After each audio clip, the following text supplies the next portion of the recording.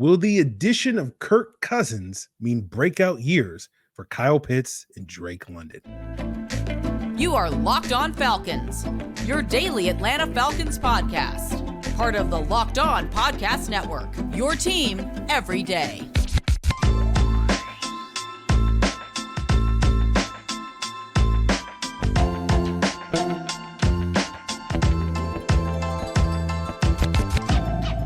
Welcome back, everyone, to another illustrious episode of the Locked On Falcons podcast, your daily Atlanta Falcons podcast, part of Locked On Sports Atlanta, your team every day. And today's episode is brought to you by Gametime.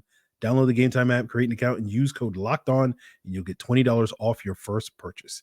So, guys, if you don't know me, I'm your very, very humble host, Aaron Freeman. Been covering the Falcons for far too long, formerly at FalcFans.com, RIP. You also may know me as Sirius Black, a.k.a. Mr. Drew, a.k.a. the Jolly Green Giant, a.k.a. Mr. a.k.a. And, of course, I appreciate each and every one of you that is an everydayer of this podcast that makes it your first watch or first listen of the day. And all you got to do to become an everydayer is subscribe or follow for free on YouTube or wherever you listen to podcasts. So today's episode, we will break down Kentavius Street's return and if the Falcons have done enough to beef up their D-line depth. We'll also talk about Drake London, if he can have the sort of impact in a Zac Robinson-led Falcons offense that we've seen guys like Cooper Kupp and Puka Nacua have in a Sean McVay-led Rams offense. But we'll start the conversation talking about what Kyle Pitts' season, 2024 season, will be looking like. And I think when we look at both London and Pitts, you know, the expectation is with the upgrade at quarterback that we all believe Kirk Cousins, or at least most of us believe Kirk Cousins to be, you know, that we will see improved play from both of those guys in London and Pitts this year. Now, when it comes to Kyle Pitts specifically, during the season, we talked to kind of the unorthodox way that Arthur Smith utilized had kind of built the passing attack, right? That most teams typically, the way that they build their offense is they have the wide receivers kind of spread defenses vertically, and then the tight ends kind of eat underneath, right? And the vast majority of tight end targets are going to be 5, 10, less than 15 yards down the field. But the Falcons built it where Kyle Pitts was kind of their vertical stretch guy. And, you know, that's in part due to him being that sort of unicorn that we all liken him to. But that has been a problem, especially these last 2 years, because the Falcons quarterback play has been less effective, right? You know, part of the reason why Pitts had that monster rookie season was because he was playing with Matt Ryan, and there were a handful of matchups where Pitts was able to use that unicorn-like skill set to create mismatches, and the Falcons quarterback could reliably in those games, you know, exploit those mismatches. And when you look at how many deep yards or yards off of deep passes that Pitts had in his rookie season, he finished second in the NFL behind Mark Andrews, but 80% of those yards came in just 3 games. That was against the Dolphins, the Jets, and the Lions that season. We've talked before about how those 3 games really kind of colored our perception of Kyle Pitts' rookie season to be, you know, not to say something that it wasn't, but it was that when you outside of those 3 games, his production that rookie season is not drastically different than what we've seen from Pitts these last couple of years. It was really those 3 games. And again, I think quarterback play had a big part to do that. And then in the subsequent years with Marcus Mariota and Desmond Ridder, due to the decline in quarterback play, you know, especially in 2022, that to me, especially on the vertical throws, you saw a big drop off for Pitts in terms of his production. And then this past year, you also saw, you know, Ridder was better on those plays than Mariota was, but you also had the injury that impacted Pitts this past year in a negative way. So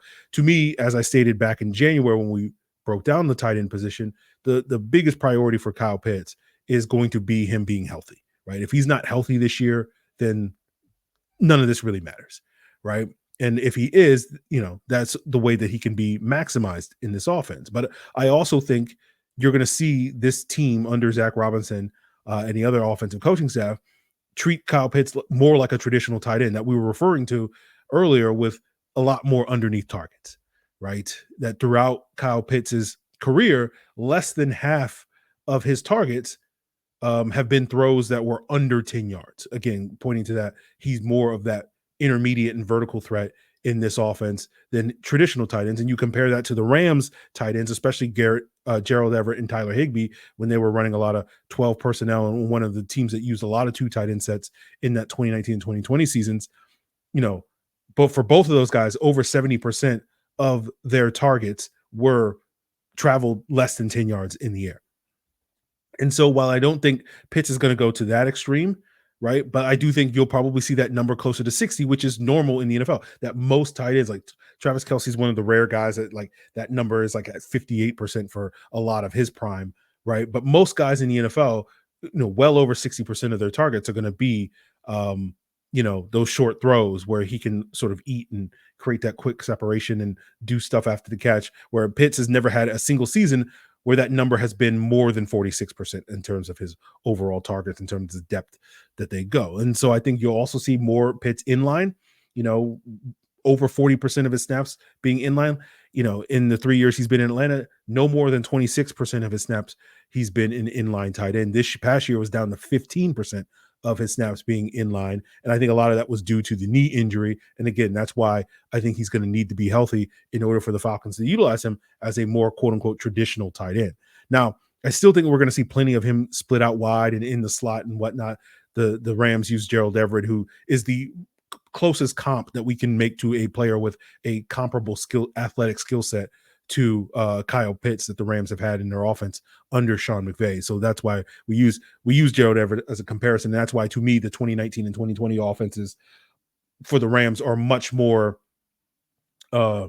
worthwhile to look at, to sort of see what Pitts is going to be used as in the more recent Rams offenses. But one of the things that the Rams did in those years with Gerald Everett is they were creative with ways to use it. Screens, jet sweeps, those types of things. And I think we'll see a sprinkling of that with Kyle Pitts, assuming he's healthy. So for me, I think Pitts is due for a good season for 3 factors. One being the improved quarterback play.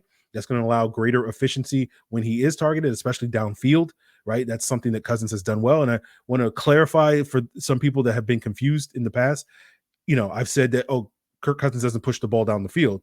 When Kirk Cousins does throw the ball down the field, he's very efficient. He's been consistently one of the more efficient quarterbacks throwing the ball down the field, for 5+ years. The issue that I've been saying is that he doesn't do it that often. Like a relatively small percentage of his passes are vertical throws. He's not going to be the type of quarterback that you're going to ask to air it out in the ways that maybe other quarterbacks you would ask to. So, I think Pitts will be more effective on the downfield throws, even if he's not getting as many targets down the field.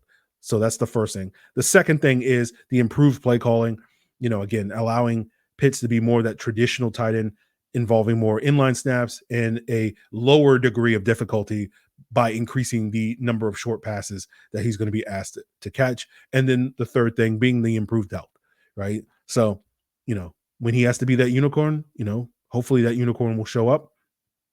And that will potentially involve him being more effective after the catch on those short throws, also being able to create those mismatches in the many ways that the Falcons plan on utilizing him this season. So assuming that the Falcons do pick up his 5th-year option, right, and we're making that assumption, feel 90+% confident that will happen. This season is setting up to be a make or break year for Kyle Pitts, right? So I'm expecting a good year. How good a year I think is going to be heavily dependent on those 3 factors. How good the quarterback play is, how good the play calling is, right? How healthy Kyle Pitts is, if he's 100% and looking like that magnificent unicorn. So he could have a really good season that will potentially even top what he did as a rookie. And hopefully we'll see more consistency should that happen, rather than just sort of him having a handful of monster games and then relatively mediocre production, not mediocre, but just okay production for the rest of the season. So we'll see, whether or not Pitts lives up to those expectations. We'll continue the conversation talking about Drake London specifically and sort of what his role is going to be, where it's a little bit more up in the air in terms of how he's going to be utilized, right? We have this relatively easy comparison between Pitts and Gerald Everett in the Rams offense. But what receiver are we really comparing Kyle Pitts to? Is he more of a Cooper Kupp type of player? We'll break that down as we continue today's Locked On Falcons. But first, guys, I want to tell you about Gametime, the fast and easy way to buy tickets for all the sports, comedy, music in theater near you. They have killer last minute deals, and you can buy tickets in seconds right up to the start of the event, and sometimes even after your event has started. All in prices mean that you'll get a great deal. You never get hit with hidden fees. You can see the view from your seat before you buy, so you know exactly what to expect when you arrive. And don't forget Game Time's guarantee, where you'll always get the best price. If you find tickets in the same section and row for less, they'll credit you 110% the difference. So take the guesswork out of buying tickets with Game Time. Download the Game Time app, create an account, use code Locked On for $20 off your first purchase. Terms apply. Again, create an account and redeem code Locked On, LOCKEDON, for $20 off. Download Game Time today. Last minute tickets, lowest price guaranteed. So as you guys know, Locked On has launched the first ever national sports 24/7 streaming channel on YouTube on Locked On Sports Today. And baseball fans, this week is a big one for you, because on Wednesday, March 20th at 7 p.m. Eastern, Locked On Sports Today will have you covered for the season preview for this year's MLB. Get the local insights from all the MLB experts on the Locked On Podcast Network. Again, on Wednesday, March 20th at 7 p.m. Eastern Time on Locked On Sports Today's 24/7 streaming channel on YouTube, or the free Amazon Fire TV channels app. So talking about Drake London, my expectations with Drake London are kind of heavily dependent on what else the Falcons do at wide receiver this offseason, presumably in the draft, right? Where we're not really expecting the Falcons to make any other splashes in free agency at this point, or at least I'm not. So we'll see on that front. But in a world where the Falcons go out there and get one of those top 3 wide receivers in round 1, like Rome Odunze or Malik Neighbors, that will drastically change what my outlook on Drake London is going to be, versus if they wait till round 2 or 3 and get someone like Ladd McConkey or Roman Wilson or Jalen Polk or somebody like that. But, let's be clear here. Let's even though you've heard me talk quite a bit about the Falcons taking a wide receiver at 8, I don't think it's likely that the Falcons are going to take a wide receiver at 8. I think in all likelihood, the top 3 guys, whether that's Odunze, Neighbors, and Marvin Harrison Jr., are probably going to be off the board when the Falcons get on the clock at 8. Maybe there's like a 25% chance one of those guys slides to 8. And I do think if that happens, there's a very high probability the Falcons will pull the trigger on that guy. But, I want to make it clear that even though that's a possibility, I don't think it's a likelihood. So for the time being, let's assume, based off of that possibility or likelihood that one of those guys is not there at 8, that Drake London is going to be the clear-cut number 1 wide receiver here in Atlanta. And I think how the Falcons utilize Drake London is fascinating to me, because I don't really know exactly how it is. Like I have a pretty good idea of how they're going to utilize Kyle Pitts in a more traditional way. I don't really know how they're going to use Drake London, because I think from a skill set standpoint, when I compare Drake London to past Rams receivers over these last 7 years, I don't think he looks like the sort of traditional outside receivers that they've had, like Sammy Watkins and Brandon Cooks and Robert Woods. I think he looks more like the Cooper Kupps and the Puka Nakuas, right? And we've talked a little bit before in regards to Darnell Mooney about sort of, the X role, the slot role, the Z wide receiver roles. And we've talked before about how, those aren't as well defined in the Rams offense as they are often in other offenses. And we know that the Falcons drafted Drake London to kind of be that X, that role that A.J. Brown had in Tennessee under Arthur Smith, that Julio Jones had here in Atlanta under previous offensive coordinators. And everydayers know that I wasn't necessarily as high on Drake London in that specific role. I don't think that was the best usage of his skill set. To me, the best usage of his skill set would be more of that quote unquote power slot receiver that is much more akin to Cooper Kupp's skill set, as well as stylistically, I think his skill set is much more closer to the Rams Z receivers, which is Puka Nacua and Robert Woods these last couple of years. And the X receiver in the Rams offense, at least under Sean McVay, has not really been as featured as it is in the more traditional sort of West Coast Shanahan offenses. Like Kyle Shanahan has had, Julio Jones and Pierre Garçon and Brandon Ayuk in that X role, and they've been kind of the featured receivers. And you've even seen some McVay disciples like Zach Taylor and Kevin O'Connell go elsewhere and have Jamar Chase and Justin Jefferson in that featured X role. But the Rams have never really featured their X receiver in their offense. It's always been more of the Z guy that has gotten much of the heavy lifting, whether it was Robert Woods or Cooper Kupp, and now this past year with Puka Nacua. And so, I'm curious to sort of see, with Drake London, how he fits into that paradigm, right? And kind of the ways that I'm watching Rams games and highlights and all this stuff, and I'm like, I want to see Drake London kind of use the ways that the Rams have used Kupp and Nakua these last couple of years, right? That, one of the things that the Rams I've loved that they've done with Cooper Kupp over recent years is you'll often see them, often is a operative word, but 25 times a year or something like that. So, 1 or 2 times a game where they'll, put him in the backfield in order to create mismatches. Because if the defense is playing man coverage in those situations, you're going to get Cooper Kupp lined up against a linebacker. And that's a huge mismatch. And I think you could do similar things with Drake London, right? You'll often see this past year, if you watch the Rams offense, Puka Nacua is going in motion. And that also creates mismatches. It can also affect the defense's coverage rules and create issues with leverage and whatnot. And the Rams were really good at exploiting that. And that's one of the defining characteristics of an X wide receiver, which is that they line up on the line of scrimmage and they tend to be very stationary and don't go in motion. And so if you're utilizing Drake London as an X, like that's not, to me, you're not going to be able to get the same out of him as you've gotten with Nacua and Kupp and those guys. And so, that's why, like, I sit here being optimistic about what Drake London's going to do this season, but I'm not as optimistic as I could be because, again, that unknown factor. Again, what exactly is his role going to be?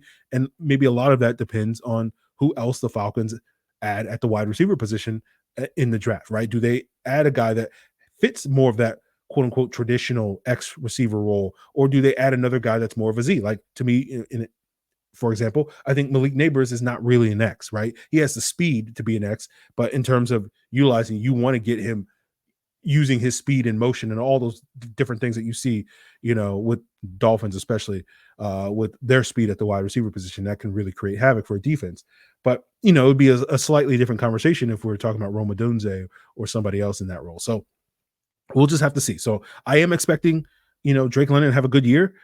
I don't know if I can sit here today without seeing how the full offseason plays out and say, oh, he's going to have like a 1,200 yard season like Robert Woods had at his peak in LA, or 1,400 yard season like we just saw Puka Nacua have this past year, or a 1,900 yard season that we saw, Cooper Kupp have when he won the Triple Crown, leading the league in catches, yards, and touchdowns 3 years ago. So, don't know if those are on the horizon with Drake London yet, right? Maybe, who knows? But I am at least optimistic that we'll get at least 1,000 yard season from Drake London, his first of his career this season in this new offense. So we'll see sort of how much. It basically just depends on, is he going to be that sort of featured weapon that's getting 30% of the targets that we've seen at various points for guys like Nacua and Kupp, and even that's how Julio was being utilized. That's how Drake London was being utilized in the back half of his rookie season after Kyle Pitts got injured, right? So I'm curious to see if the Falcons sort of revolve their entire passing attack around Drake London like we've seen other Rams receivers in the past, as well as Falcons receivers in the past. So that, to me, is going to be an open question, but we'll leave that aside and finish today's episode talking about the Falcons bringing back, finally, adding a defensive free agent, which is bringing back Kentavius Street, and we'll break that down to wrap up today's Locked On Falcons. Now, did you know that even if you have a 401k for retirement, you can still have an IRA? Robinhood has the only IRA that gives you a 3% boost on every dollar you contribute when you subscribe to Robinhood Gold. But get this, now through April 30th, Robinhood is even boosting every single dollar you transfer in from other retirement accounts with a 3% match. That's right, no cap on a 3% match. Robinhood Gold gets you the most for your retirement thanks to the IRA with a 3% match. This offer is good through April 30th. Get started at Robinhood.com/boost. Subscription fees applies. And now for some legal info. Claim as of Q1 2024, validated by Radius Global Market Research. Investing involves risk, including loss. Limitations apply to IRAs and 401ks. 3% match requires Robinhood Gold for 1 year from the date of the first 3% match. Must keep Robinhood IRA for 5 years. The 3% matching on transfers is subject to specific terms and conditions. Robinhood IRA available to U.S. customers in good standing. Robinhood Financial, LLC, member SIPC, is a registered broker-dealer. So wrapping up today's episode, I don't know exactly what my plan is for tomorrow's episode is. I think maybe we'll finally get into the sort of the team needs. We might have some guests on to talk about some of the free agent additions from the various other Locked On shows that have covered those players over the last, 4+ years as well. So that is definitely on the horizon later this week and potentially tomorrow as your first listen. But wrapping up your first listen today, the Falcons finally added someone on defense this offseason, and that was re-signing Kentavius Street on Monday. And I'm happy that the Falcons finally added somebody in the front seven. I figured my guess was like, oh, if they're going to bring back any of these free agents, it's maybe going to be Joe Gaziano, who did play for the new D-line coach Jay Rodgers in LA with the Chargers the last couple of years before joining the Falcons last year. So, I'm not upset at all that they brought back Kentavius Street, because I certainly think that the Falcons need another option on the interior of the D-line. Street makes sense. He's versatile. He does bring a little bit, probably more juice as a pass rusher than someone like a Gaziano or several other players that the Falcons could have potentially add. And if you're not familiar with Kentavius Street, the Falcons did trade a 6th-round pick for Street last year traded that to Philadelphia.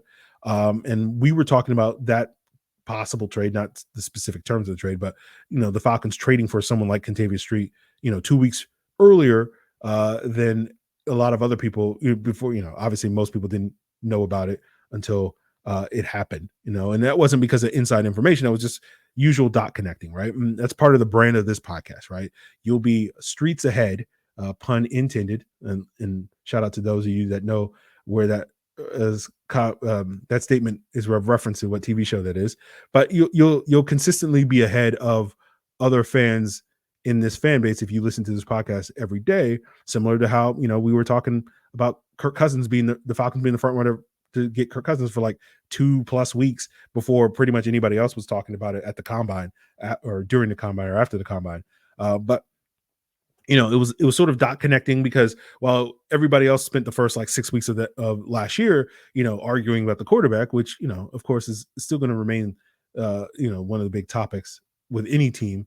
But like, we like to pay attention to other things other than the quarterback. Like, it was just like, okay, well, Desmond Ritter's got to figure some of this stuff out, and hopefully he figures out by the end of the year. And if not, then, we're moving on. And that's proved to be the case, rather than, fighting about it every week. But let's talk about some of the other issues with the team. And one of those issues was their lack of depth last year, right? That they had a constant rotation of different D tackles for like the first, month or two of the season behind Grady, Jarrett, and David Onyemata. And that was an issue, because if you're a team like the Falcons that last year at that point in time had playoff aspirations, you want to get, good play from your top 2 D pass rushers down the stretch if you're going to make, a push into January. And that wasn't necessarily sustainable given how many snaps they were playing. Like, I think Grady was playing like 70+% of the snaps those first 7 games before he got hurt. And Onyemata, I think, was like 63% of the snaps. And it's like, both of these guys are on the wrong side of 30, and you don't want them to be playing this many snaps. And so the Falcons need to go out there and improve their D tackle depth. And so, it made sense to go after Kentavius Street, given the Ryan Nielsen connections that he had from NC State and New Orleans and whatnot. And he was kind of buried on the Eagles depth chart. So that was where that sort of came from. And again, that's the type of insight that you get here on this illustrious podcast. But to me, basically, those same issues that we were talking about then in pushing for the Kentavius Street trade back in early October or late October, I guess, or mid-October, sometime in October, still exists today, because Grady, Jarrett, and David Onyemata are a year older, and the Falcons, still need to beef up their depth, right? And I think they got better today by re-signing Kentavius Street, but Jarrett, Street, and Onyemata all battled injuries last year. We saw Jarrett tear his ACL in week 8. Street tore his pectoral muscle in week 14. And, the turf monster got David Onyemata in that week 13 game against the Jets. And he was dealing with a bum ankle thereafter for the rest of the season, and was not nearly as impactful over those last, 4 or so games as he was prior to that point. And so, as Grady, Jarrett, and David Onyemata continue to age, if you want to get the max out of these guys for the next year or two that they're likely to be in Atlanta, beefing up that D-line depth so that they can basically just be, situational pass rushers, that they don't have to play every down. They don't have to play, 70% of the snaps like they were at various points last year. Like, that number could be closer to 50%, like we saw. That's one of the things that I hope that this team carries through, even with Ryan Nielsen being gone here, which is having that sort of deep rotation, and they don't quite have it yet.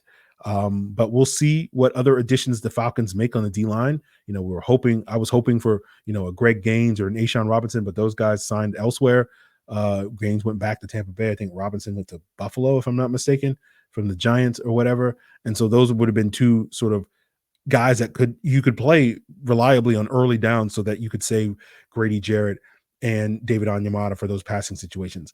I don't know, while I like Street, I don't know if he's the type of guy you're going to want to be a regular featured part of your base defense. And right now, if we're looking at the Falcons base defense, right, if the season started tomorrow, like you'd probably have LaCale London as your nose tackle and some combination of, Taquan Graham and Zach Harrison and Kentavius Street as your two DNs in that 3-4 front. And, that's fine. Right. Like, I'm hopeful that Zac Robinson is going to, turn into a pretty good guy. I think Taquan Graham is solid. And I think he's a better fit in the 3-4 than he was playing inside in the 4-3. But I do wonder a little bit about Kentavius Street's fit in that, because I think historically he's always been kind of a better 4-3 interior, disruptor than he has been sort of a guy that you want holding up in 3-4. So I'll be very curious to see how this plays out for the Falcons. I still think D-line is an area that, again, I think they're better today. So we'll see if they continue to make strides, but I'm a little underwhelmed with the Falcons, seemingly being like, oh, we're just going to ride, these old guys. So we'll see how that all plays out this offseason. So again, I think bringing back Street is a step in the right direction, but I want them to do more. But that's probably a statement that would apply to pretty much every position so far on this roster, which has been the thing that I've been harping on this about. Like, we make it all about the quarterback, but it's like they need to upgrade every single spot on the roster. And like, I know that's not realistic that you're going to do that all in one offseason, but it does feel like they could be doing more than what they're doing at this point in time. So that will be probably a topic of conversation later this week when we get into sort of their post, and I use the terms post loosely, free agent moves. But we'll break that down later this week on the podcast, possibly even tomorrow as your first listen. So continue to stay tuned here to Locked On Falcons, but that's going to do it for us, guys. For your second listen, of course, if you want to get the lowdown on all things going on around the league in this quote unquote second wave of free agency, Locked On NFL is the place to go. Locked On NFL Scouting with the draft dudes, Kyle Krabs and Joe Marino, as well as Locked On NFL Draft is always a great place to go for your everyday insights into not only the NFL draft, as well as team building. That's really what Locked On NFL Scouting really is focused on. And of course, it's all part of the Locked On Sports Network, Locked On Podcast Network, I'm sorry. And make sure you check out Locked On Sports today, Locked On Sports Atlanta as well. They're 24/7 streaming channels. And stay tuned for that MLB preview later this week on Wednesday at 7 p.m. Eastern.